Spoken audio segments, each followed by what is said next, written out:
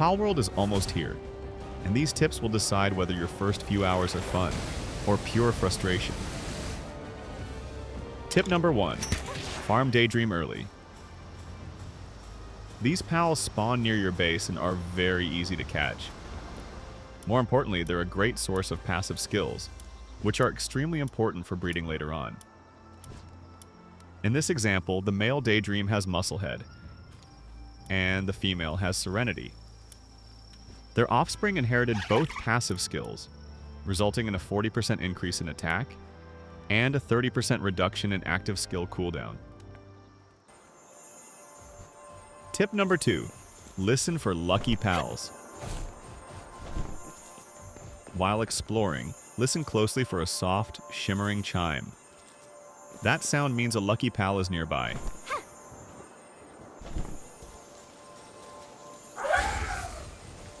Lucky pals are larger and have better stats.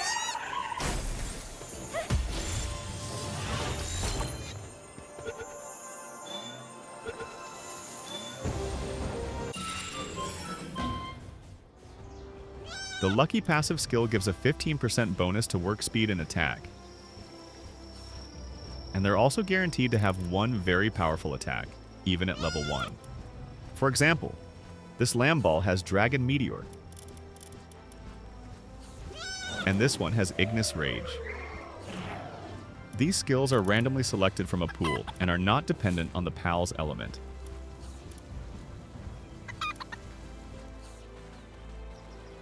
Tip number 3. Catch duplicates to increase star level. Catch at least 5 copies of any pal you plan to use consistently.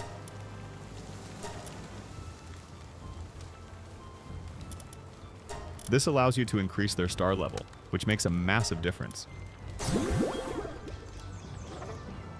Here, a level 37 Arsox has just over 1,000 firepower, while a level 24 Vixie with 2 stars has 8,000 firepower. That said, catch Vixie early and assign her to the ranch. Increase her star level if you can.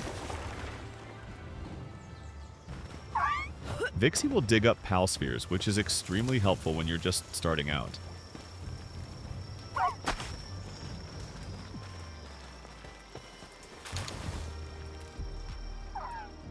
Tip number 5.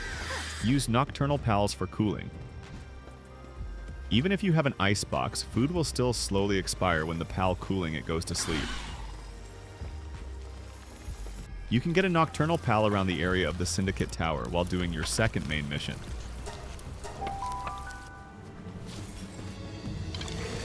Vanworm Christ is a nocturnal pal and provides 24-hour cooling, preventing food spoilage overnight.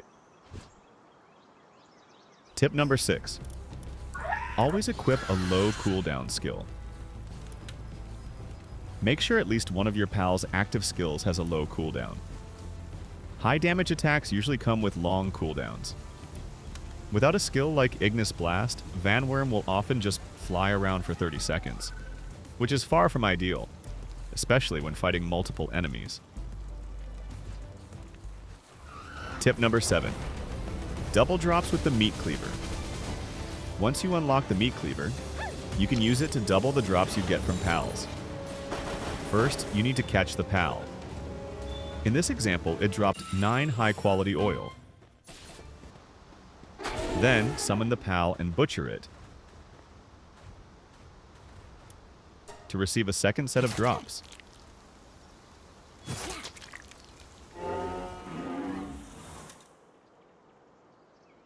Tip number 8. Sell high-value items. If an item's description says it can be sold to a merchant for a high price, sell it. These items have no other use in the game and exist solely to help you generate gold. Tip number 9. Speed up egg incubation. When incubating eggs, you can control their comfort level by adding or removing campfires. When eggs are very comfortable, incubation speed receives a 100% bonus. Tip number 10. Re-roll alpha pals in caves. When exploring caves, don't rush straight into the alpha pal in the final area. Instead, check what kind of pal it is from a distance. If you don't want it, move to the farthest point away, then return. The alpha pal will respawn as a different pal. Tip number 11. Always aim for the head. When fighting, always aim for the head. Headshots deal critical hits, shown by orange damage numbers. According to online sources, critical hits are supposed to deal around 50% bonus damage. However, as you can see in this fight, my normal hits are around 494 damage, while critical hits are just over 500. That's a much smaller difference than expected. So this may be an early access bug or a mechanic that hasn't been fully balanced yet. Still, aiming for the head is always the best option. Tip number 12. Fix the cooler box bug. Sometimes, even when a PAL is properly assigned to a cooler box, the items inside won't cool correctly. You can see it here. The timers for lettuce, milk, wheat, flour, and eggs aren't as high as it should be. To fix this, simply move the affected items into your inventory and place them back into the cooler box. This resets the timer, and cooling will work as intended. Always keep an eye on this, especially for cakes, since they take a long time to prepare and are critical for breeding. Tip number 13. Remove the egg hatch timer. Hatching eggs, especially legendary ones, can take as long as 2 hours. You can make them more comfortable by adding or removing campfires, but the minimum wait time is still 1 hour. If you want to completely remove this wait time, go to Change World Settings, then Custom Settings. Scroll down until you find Time to incubate massive eggs. The default for this is 2 hours. Set this to 0, then restart your game. After that, every egg placed in an incubator will hatch instantly.